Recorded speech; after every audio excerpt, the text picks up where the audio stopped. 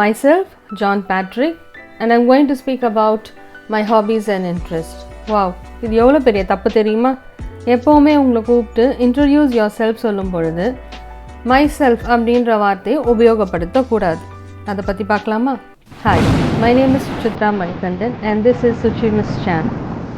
உங்களை கூப்பிட்டு நிறைய இடத்துல இன்ட்ரடியூஸ் யுவர் செல்ஃப், அது ஒரு ஸ்கூலாக இருக்கலாம், இல்லை காலேஜ் இருக்கலாம், இல்லைன்னா ஒரு ஆஃபீஸ் மீட்டிங்காக கூட இருக்கலாம்.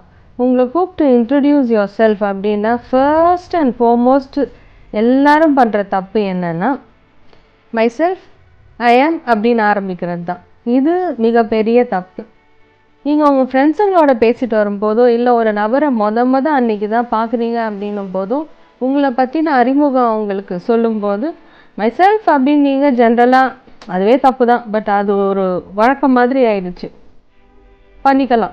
ஏன்னா ஃப்ரெண்ட்ஸுக்குள்ளே நீங்கள் பேசும்போது அந்த ஃபார்மாலிட்டிஸ்லாம் தேவையில்லை.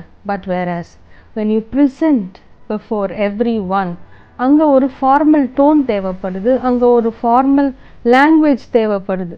நீங்கள் ஆல்ரெடி உங்கள் டீமுக்கு தெரிஞ்சவங்களாகவே இருந்தாலும் சரி, இல்லை அதுதான் அந்த க்ரௌடை நீங்கள் பார்க்குறீங்க அப்படின்னாலும் சரி, இல்லை ஒரு வெபினார் நீங்கள் ப்ரெசென்ட் பண்ணுறீங்க, ஆர் உங்களோட ஆஃபீஸ் கால்ஸ் நீங்கள் எடுக்கிறீங்க அங்கே, இல்லை ஒரு ஆன்லைன் இன்டர்வியூ, அங்கேயும் கூட மை செல்ஃப் அப்படின்னு உங்கள் பேரை சொல்லாதீங்க.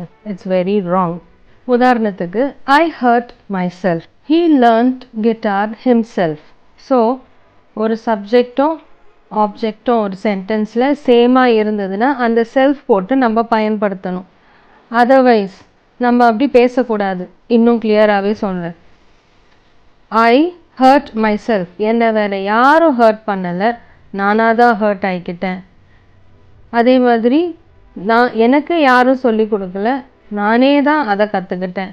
ஸோ இந்த நானே, அவனே, அவங்களே அப்படிங்கும் போது ஒரு ரூல் நம்ம ஃபாலோ பண்ணணும். அதுதான் கிராமட்டிக்கல் ரூல்.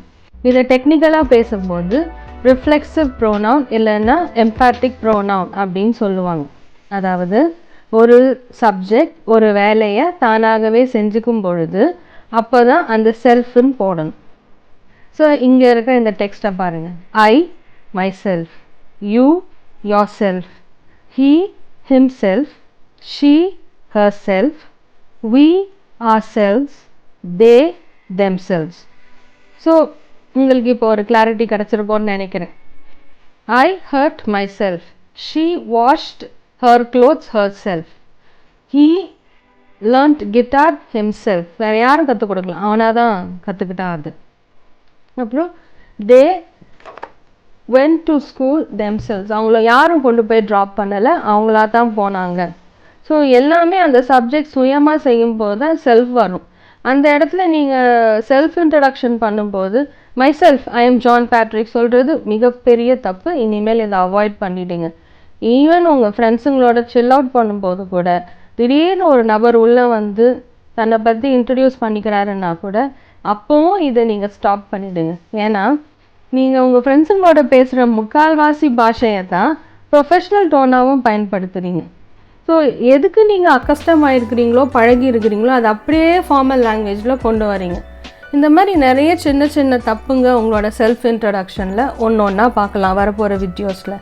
ஸோ இந்த சின்ன மிஸ்டேக்ஸை நம்ம கொஞ்சமாக ரிப்பேர் பண்ணி ஒரு ப்ராப்பர் லாங்குவேஜ், ஒரு ப்ராப்பர் டோன், ஒரு ப்ராப்பர் பர்சனாலிட்டியாக எப்படி உங்களை இன்ட்ரடியூஸ் பண்ணிக்கிறதுன்னு அடுத்தடுத்து வர வீடியோஸில் நம்ம பார்க்கலாம். ஸோ நீங்கள் பேசுகிற உங்களை பற்றின விஷயங்கள் எதிராளிக்கு இன்னும் ப்ராப்பராகவும் புரியும், உங்களுக்கு நிறைய கைத்தட்டும் கிடைக்கும். என்னடா இது செல்ஃப் இன்ட்ரடக்ஷனுக்கு எப்படி கைத்தட்டல் கிடைக்கும்னு பார்க்குறீங்களா? எனக்கு கிடச்சிருக்கு, அந்த அனுபவத்தில் தான் சொல்கிறேன். நீங்கள் நல்லா பண்ணிங்கன்னா உங்கள் ஸ்பீச்சுக்கான ரெஸ்பெக்ட், உங்கள் ஸ்பீச்சுக்கான ப்ரொஃபஷ்னலிசம் ஆட்டோமேட்டிக்காக உங்கள் ஸ்பீச்சிலேயே தெரியும். தேங்க்யூ ஃபார் வாட்சிங்.